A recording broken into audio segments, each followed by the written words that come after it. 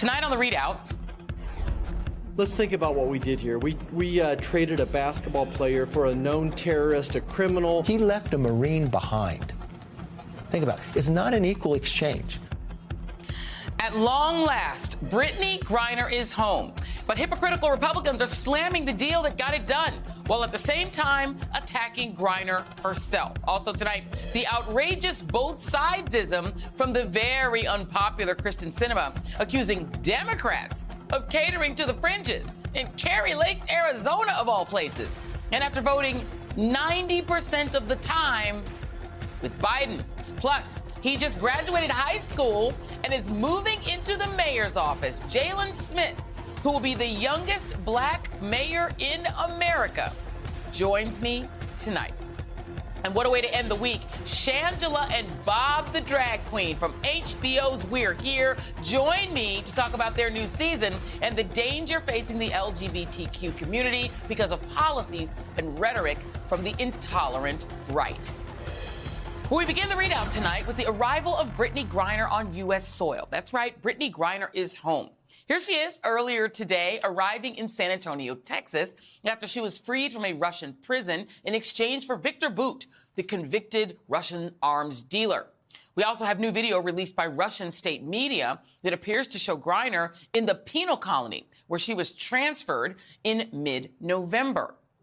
Few things are more harrowing than seeing a loved one, a friend, a fellow American wrongly detained and held abroad, especially when that country is Russia under Putin's rule.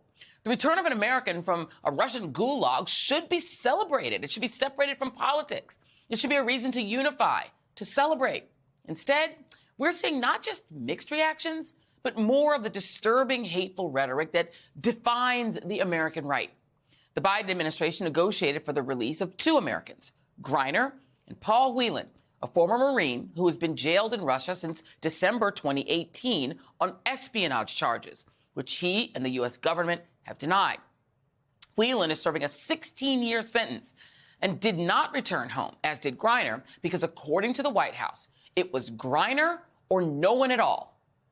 Cue the performative outrage from Republicans like Congressman Scott Perry of Pennsylvania, who tweeted, "So POTUS just traded an enemy who smuggles guns and helps shoot Americans for an American who smuggles drugs and shoots basketballs, all while a former U.S. Marine, Paul Whelan, rots in a Russian prison."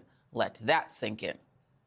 The shot at Griner smuggling drugs is false, but since when does truth matter to a man who, according to the January 6th Select Committee, contacted the White House to seek a presidential pardon for his role in attempting to overturn the presidential election results, an attempted insurrection that included, checking my notes, guns aimed at Americans, along with a noose brought for the Vice President of the United States. Let that sink in. Then we have Kevin McCarthy, who recently helped himself to a state dinner with President Biden, eating lobster under a South Lawn tent with the president's son, Hunter. You know, the person McCarthy is sickly obsessed with investigating. And you thought your holiday dinners were awkward. Here's what McCarthy had to say about swapping Griner for Viktor Bout using the Russian's nickname, the Merchant of Death. Think about the exchange here. The Merchant of Death for a WNBA star who was picked up for marijuana. Okay, so here's the thing. You have these Republicans criticizing Griner's return, claiming Paul Whelan was left behind. But they are conveniently leaving out an important fact. Whelan certainly was left behind by Donald Trump.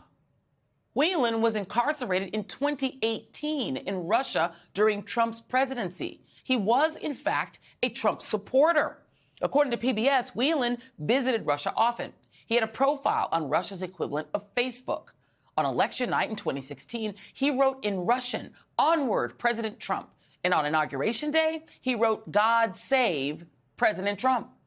In 2019, The Atlantic ran a piece on Whelan's sister. One goal in life was to get President Trump to pay attention to her brother's case. It noted that Paul Whelan used a court appearance in Moscow in 2019 to beg for Trump's assistance. "Tweet your intentions," he pleaded from inside a glass cage, yet Trump stayed silent. Fast forward to Thursday, when Donald Trump Jr. joined the pylon on Twitter, saying the Biden administration was apparently worried that their DEI score would go down if they freed an American Marine, using the shorthand for diversity, equity, and inclusion, which, of course, the right hates because, black people. Elena Plott, the writer of that Atlantic piece, clapped back, tweeting, Paul Whelan begged your father merely for a tweet about him, adding that the Trump White House did not respond to her request for comment on her story. None of this stopped Trump himself from ranting on pretend Twitter, Truth Social. Why wasn't former Marine Paul Whelan included in this totally one-sided transaction? What a stupid and unpatriotic embarrassment for the USA. Okay, are we really going to pretend that Trump cares about members of the military?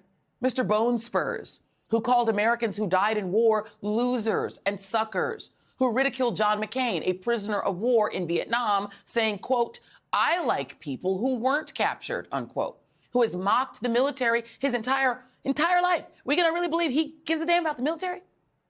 You also have to wonder if any of these people attacking Biden even knew who Paul Whelan was. According to a 2020 New Yorker piece, Trump had raised Whelan's attention once with Putin, along with the case of Trevor Reed, another former Marine who the Biden administration helped to release earlier this year. But before yesterday's Truth Social post, Trump never mentioned Paul Whelan publicly. But you know who does? President Biden, each and every time, as did Griner's wife, Sherelle Griner, on the day that Brittany flew back home. As all that Trump did, meanwhile, was just ignore him and leave the former Marine behind. Joining me now is Congresswoman Sheila Jackson Lee of Texas. Congresswoman, Brittany Griner is originally from your district. She is from Texas. Talk to me a little bit about this. I know that you've been in touch with the family and trying to be involved and trying to get her out. Give me your reaction both to her liberation and the right's hypocrisy regarding her liberation. Well, Joy, it's good to be with you this evening, and it is an exciting 2 days. One for the announcement yesterday of her being freed, and of course, in the wee hours of the morning, as I was advised that she landed safely at San Antonio and then on to Brooke Army Medical Center. I was involved with Brittany Griner from the moment that she was captured some days after the Olympics, and as well some days somewhat before the invasion of Russia. I was in Lithuania at that time. And once determining that this hometown girl had been taken wrongly, nastily, and destroying her potential life and success, having gone to Russia to play basketball, having done that for 7 years, we got involved, pushing and pushing to get her determined to be a person wrongfully held. Once the United States does that, which was done in mid-spring, as everyone was trying to push that designation, then we became and did the strong fight. I never saw Kevin McCarthy or Congressman Perry or anyone of that vintage or that persuasion or that view, more consumed, of course, with January 6, 2021, and not consumed with trying to free Brittany Griner. I never saw any of them. And so they would not be aware or involved with what was actually happening. And when President Biden, who I applaud, and his strategic hostage negotiating team that I applaud in the State Department, began in mid-spring to ramp it up for how we could get Brittany Griner, Trevor Reed, and Paul Whelan home. Many people should remember Trevor Reed came home saddened and disappointed that he was not able to get Brittany Griner or Paul Whelan. It was 1 for 1. Trevor Reed was a Marine who had been held as well. And he came home to a loving family. That loving family embraced Brittany Griner's family as we have embraced Paul Whelan's family, and we have been fighting ever since. Now, this story, Donald Trump Jr., as his father, always without facts, election deniers, and probably thinking January 6th was a picnic. We tried to get both, even to the extent of having someone in the back pocket that it could be 2 for 2. This is a despot, a vicious leader, killing people in Ukraine, incarcerating and locking up Russians who oppose the war. And we had start and stop, start and stop, start and stop. And everyone should know that President Putin asked for someone that is a murderer that is held in Germany. Let me say this. No one knows the story of Paul, of the weapons dealer, if you will. and as the facts would tell them. He was sentenced to 25 years. He served 11 to 16 years. I don't know, I can't remember the exact number. But in actuality, his weapons might have been used to kill Americans. He has not killed Americans. I'm not saying he's not a nasty, bad guy, but I will tell you that I believe that Americans should know that the sovereignty of their nation will always be behind them and they'll never be forgotten.